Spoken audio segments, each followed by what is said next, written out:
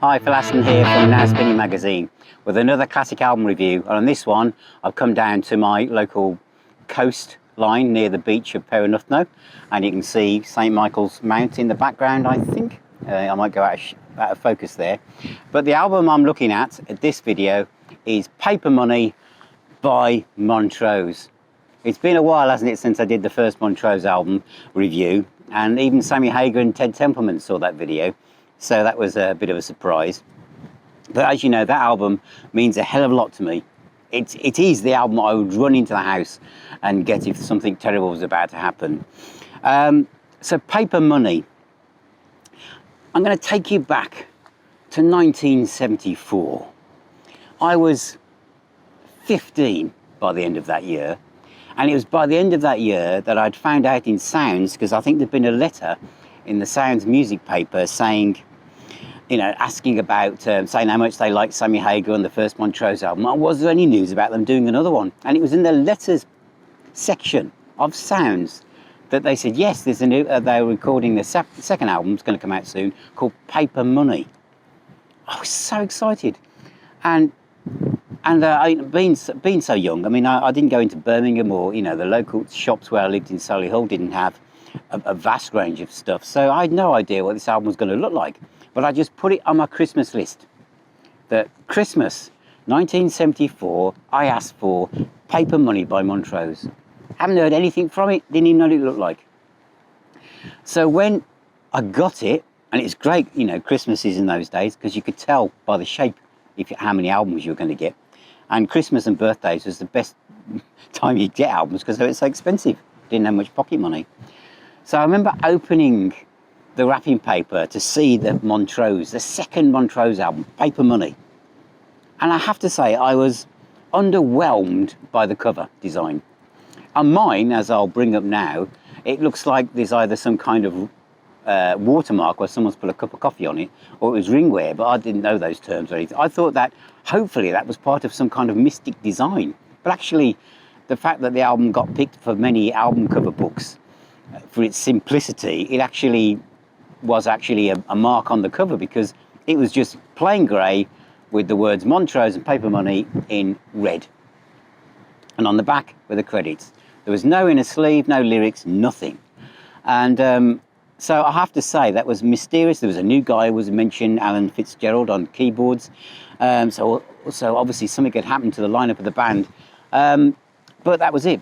But anyway, I waited till my parents were out before I played it for the first time, because I wanted to be the coolest guy at school. I had the second Montrose album. I told my friends, I'm getting the second Montrose album for Christmas. No one else had dared do that in case they just didn't. I mean, they were a cult band. So I remember they'd gone out, and the needle went down on side one, track one, and I turned it up on my dad's Dynatron music centre, and the first track, Underground, popped out. Obviously, my expectations were Montrose Part 2, and this track was jolly, poppy, bit of guitar, but it was completely unexpected. And I just did not know what to think of it.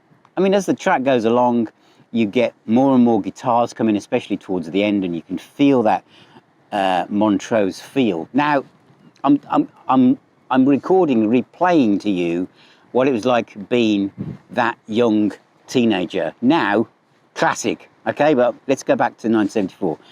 I was worried, okay? Next track was called Connection, which started with some power chords and some nice lead work, and then was quickly followed by acoustic guitars. What the hell was going on? And I quickly looked at the record cover, and it said, written by Jagger Richards. Well, I thought, I didn't know the song. I didn't know this as a Rolling Stones song. Obviously now I do, I've got the album. But then I just thought, and of course it is a tour de force, vocally, for Sammy Hagar, isn't it? But then it was like, but it's not Bad Motor Scooter, it's not Space Station 05, it's not Rock the Nation, it's not the side one that I expected. So my heart was slipping a bit by now, and what I was hoping it was going to be. And then the next track up is The Dreamer. Faith was restored, because the Dreamer's distant cousin, guitar riff wise, is probably Sabbath Bloody Sabbath. It was heavy. This was really heavy riffs. So I thought, yes, and the vocal delivery by Sammy Hagar is fantastic. It kind of goes into a more 4/4 rhythm at the end. There's a nice instrumental ambient section in the middle, and Sammy's vocals are fantastic. Some nice little licks from Montrose. You know, thought this the first real classic track, not like what you'd expect from the first album, but it felt like more of a progression, although in hindsight it all was really. Next is Starliner, which is an instrumental song, quite rock and roll riffage, and a chance for Ronnie Montrose to really play with his effects, the same effects that Jimmy Page used, and what's his name? The Joe Bonamassa uses. God, can't remember the place. You know, the Emmathon thing, is it, that you know, used it at the beginning of Space Station No. 5. Sorry for my pronunciation of that term there. It's the sea air. But it was a full throttle song, but again, it was good. But I remember playing that to my mates and they were kind of going, But I liked it. But it was, so I turned it over for side 2. Now, side 2 is actually this first side I played to my mates, and the reason is because I've got the fire. This, I believe, was left off from the first album. In many ways, I'm glad it was, because if it had been on the first album would have been even more of a 10 out of 10 album, but Paper Money would have suffered, I think. But I've Got the Fire was Montrose. That riff, the lyrics, it says it was written completely by Ronnie Montrose, but I believe it was actually, the lyrics were written by Sammy. There was a lot of tension between Sammy and Ronnie, even by their only second album, as Ronnie Montrose was feeling that Sammy was getting too much of the attention. Well, he was the lead vocalist, he was out front, wasn't he? But anyway, but it was lines like, just because I'm skinny, don't sell me short, and I was quite a slim chap back then, and I identified with this. But the guitar solo, and Ted Templeman must have a button. He must have a button that's called Ted Templeman's guitar sound button or slider, because the guitar sound here, and like with Eddie Van Halen, it's just absolutely stunning. You know, the guitar solo just, it starts it off at the low register. I've mentioned this before, that Ronnie does, it heads up to the top. There are notes flying over you like in a hailstorm. They're just flying everywhere, but they're in track with the song. You know, Denny Carmassi on the drums, everything about that song and the way it ends is just stunning. Absolutely brilliant track, 10 out of 10. And to me, it doesn't let go then, because you have Space Age Sacrifice, which is like a rock version of Logan's Run with Jenny Garagatoon. You know, that sci-fi thing where people get to a certain age, they're just sent off and cold or something. But it's got a great rhythm, great riffs, fantastic. It's science fiction lyrics, but Sammy Hagar makes it sound like it's the most important thing in the world, and you believe every word of it. Great melodic, restrained guitar solo. Another thing about Ronnie Montrose was he put the notes in that were required. You know, he was a perfect guitarist, great sound. And then towards the end of this, as we move into the end performance, more guitar riffs come in, more, you know, and it rocks. It's one of my favourite Montrose songs. I play this a hell of a lot. Then we've got a ballad, We're Going Home, and for some reason Ronnie Montrose decided he was going to be the lead vocalist for this song. Sammy would have made this something else, but in those days it was quite normal. I mean, if you think of Derringer's first album, Rick Derringer was quite happy whoever wrote a song, if they wanted to sing it, he let them, and even though it was his band. So, you know, Sammy let Ronnie sing this, and he sings it okay, but it has a, I just feel that whether it was ego or something, but it would be great to hear Sammy Hagar cover this. But it does have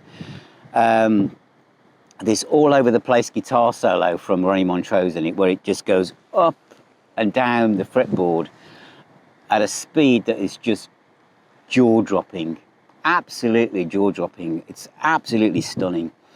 Great song. And then after that was the title song, Paper Money.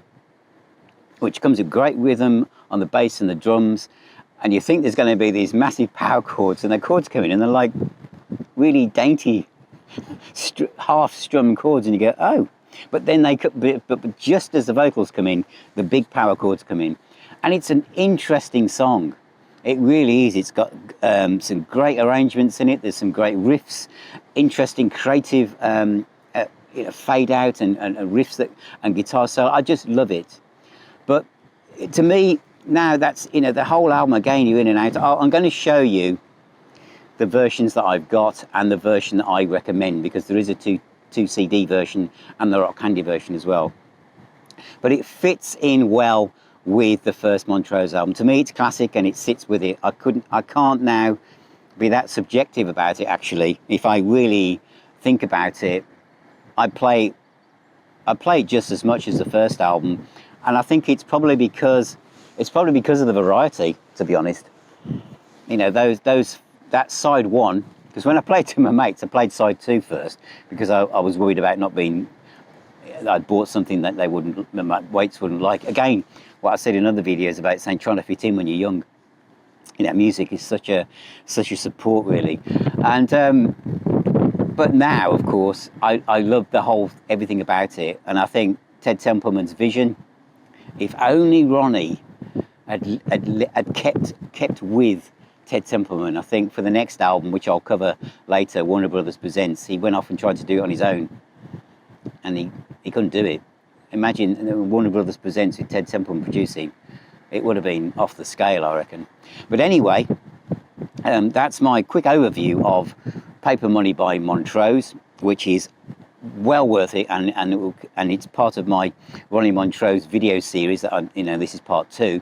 So I'm now going to show you the different versions, and I'll show you also the better look at the vinyl version as well. So here we go. This is my original vinyl version, the original cover. And as I mentioned earlier, this strange mark on it, which I thought, is it a mark on the cover, a mistake, damage, or is it part of the design? I couldn't believe the design could be that sparse. It was, of course, a bit of ring wear, even then, when I first bought it in Christmas 1974. So a very plain cover indeed, with just how thin this cardboard is. It's like a sailing ship.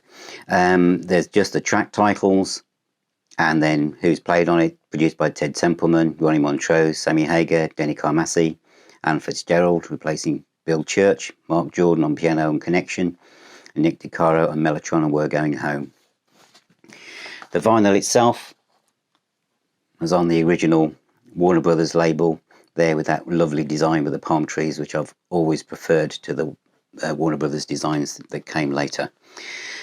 I originally bought the CD in one of those long boxes. Do you remember those? Just on Warner's, which I've got somewhere, but I couldn't find it for this video.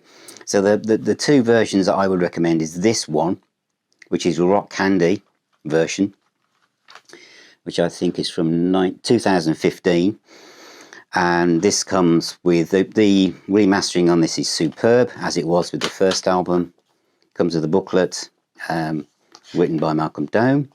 So nice pictures, nice story behind the album, the struggles that were beginning to show between the different members of the band. But again, reassessing the album and seeing it as a real classic in the Ronnie Montrose canon. Literally 2 years later, it was remastered again.